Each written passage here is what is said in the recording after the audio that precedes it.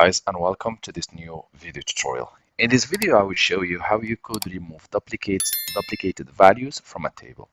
So here I have this table, and originally I have 6 or 7 original values and they have duplicates. So to remove duplicates, I can either choose that the duplicates value will be removed based on name. So whatever name is duplicated, the second or the duplicate will be removed with the whole line. Or I can choose by city. The system will verify by city, and whenever he finds a duplicate, he will remove the whole line. Or even by country.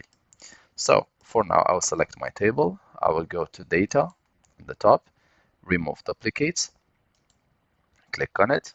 My data has headers, and select all.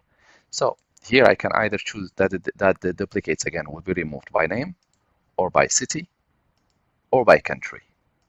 So let's go ahead just first with name to see how it looks like. And now we have only 6 original values. Let's highlight them to see how it looks like. So now I will just go back and I will select again everything and remove by city.